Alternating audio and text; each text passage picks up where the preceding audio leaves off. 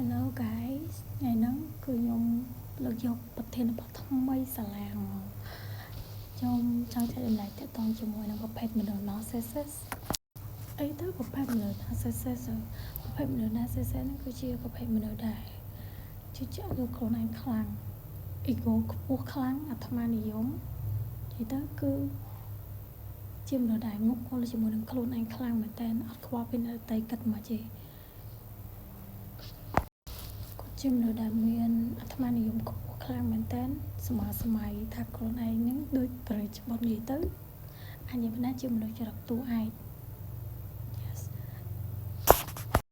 អ្នកទាំងអស់គ្នាមានមិត្តភ័ក្តិឬក៏អ្នកជុំវិញខ្លួនដែលមានលក្ខណៈជាប្រភេទមនុស្ស narcissist ហ្នឹងអត់និយាយទៅបើសិនជាមានអ្នកនៅជុំវិញខ្លួនដែលមានលក្ខណៈជាប្រភេទមនុស្ស narcissist ហ្នឹង I said run don't deal with the narcissist person. They are always wear the mask. និយាយទៅគឺគាត់អត់មានមុខមាត់ទេ They always wear mask. They just an insecure person. They are in their own body. They are just insecure person and they always blame other. និយាយទៅ always bully គេមក bully ឬ appearance របស់គេ bully ឬអីក៏ដោយរបៀបឲ្យតែពេលបាន bully គេទៅរបៀប take control they think they have control on another when they វាថាគេស្ដាប់គាត់អញ្ចឹងទៅគាត់មានអារម្មណ៍ថាគាត់នឹង control គេបានអញ្ចឹងទៅគាត់មាន power but they are just an insecure person if you see someone like always blame bully គេឃើញអីតិចចឹង bully គេអញ្ចឹងណាយ៉ាម្នាក់ហ្នឹងគឺជា narcissist ប៉ុន្តែមិនមែនមានតែបច្ចុប្បន្នហ្នឹងដែរជាប្រភេទមនុស្ស narcissist ទេ narcissist គាត់ងប់ងល់គេទៅគាត់ប៉ាកែគាត់ឆ្លាតគាត់គឺជា real devil មកខ្ញុំនិយាយចឹងវាស្ដាប់ទៅដូចជាមនុស្សធម្មតាថាប៉ុន្តែជាក់ស្ដែងគឺ they are the real evil on earth មក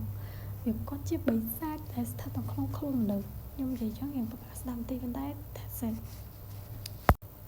ខ្ញុំធ្លាប់មាន experience ជាមួយនឹងមនុស្ស narcissist ហ្នឹងគាត់គឺអាត្មានិយមខ្លាំងធ្វើអីគឺបើសិនជាគាត់អត់មាន purpose លើគោលបំណងគាត់អត់មានគោលបំណងអីទេគឺគាត់អត់ deal with យើងហ្មងហើយខ្ញុំនិយាយចឹងមើលទៅវារៀងធម្មតាតែក៏ប៉ុន្តែមនុស្ស narcissist ហ្នឹងគឺគួរឲ្យខ្លាចខ្លាំងមែនតើI say ហើយរូបសញ្ញាដែលអាចសម្គាល់បានថាម្នាក់ហ្នឹងជា narcissist ទី1គឺគាត់មានអារម្មណ៍ថាខ្លួនឯងហ្នឹងគឺសំខាន់ខ្លាំងមែនតើអ្នកទាំងពុកមើលហ្នឹងអាចជា narcissist ក៏ថាបានដែរវាគាត់មានអារម្មណ៍ថាគាត់គិតថាខ្លួនឯងសំខាន់វត្តមានរបស់គាត់គឺសំខាន់ខ្លាំងមែនតើហ្មងយល់អត់យ៉ាទី1ហើយទី2គឺគាត់តែងតែមានអារម្មណ៍ថាធ្វើមិនក៏ដោយឲ្យអ្នកជុំវិញខ្លួនគឺគាត់ first privileges ហ្មងណា like អតិភិបមុនគេហ្មងដូចគាត់ដូចស្ដាប់ចឹងណាយល់អត់ yeah feel like king ហ្មងហើយទី3គឺគាត់ចូលចិត្តរបៀបថារំពឹងអីដែលគាត់រំពឹងភាពជោគជ័យដែលអត់ចាំបាច់ធ្វើអីយល់អត់ដុំខ្លាំងហ្មងហើយជាមនុស្សដែលមានគោលបំណងខ្ពស់ជាងសមត្ថភាពរបស់គាត់ That seems like my ex ហើយទៅគឺគាត់ជឿថាគាត់នឹងគឺជាមនុស្សដែល super hero ហ្មងដូចខ្ញុំនិយាយចឹងគឺ king ហើយអ្នកណាគេក៏យល់ពីអារម្មណ៍គាត់វាចេញមកគឺ first privileges ហ្មងសម្រាប់គាត់ណាអត់យល់ទេណាហើយចូលដល់ទី7មិញបានរកទី7គឺគាត់ជាមនុស្សដែលចូលចិត្ត bully ឬក៏ look down អ្នកដទៃហ្មង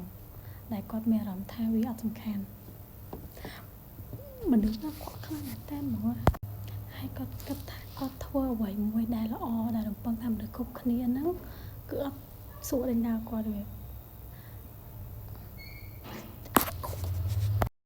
ហើយគ គាត់គឺជាមនុស្សម្នាក់ដែលអត់ចូលចិត្តខ្វល់ពីអារម្មណ៍អ្នកតែនិយាយទៅគឺគាត់ខ្វល់ថាអារម្មណ៍ខ្លួនឯងនេះគាត់ចាវាថាបើសិនជាសុកគាត់ឃើញយើងសែឬក៏ឃើញយើងអត់សប្បាយចិត្តអីតែthey think like នៅក្នុងខួរក្បាលពួកគាត់គឺគិតថាមិនបានម្នាក់នឹងវាផ្ទង់ខ្សោយពេកពេកមិនគិតមកលួងយើងទេណា yes ហ្នឹងគឺជាប្រភេទមនុស្ស narcissist បើមិនមិត្តភក្តិឬក៏ដៃគូសង្សារអីទៅទៅហើយទៅខ្ញុំនិយាយមែនស្បាត់ហើយទី8គឺគាត់គិតថាមនុស្សគ្រប់គ្នានឹងចំណែនគាត់ទីទៅក្នុងគួរគាត់គិតថាមនុស្សគ្រប់គ្នានឹងចំណែនគាត់ទៅ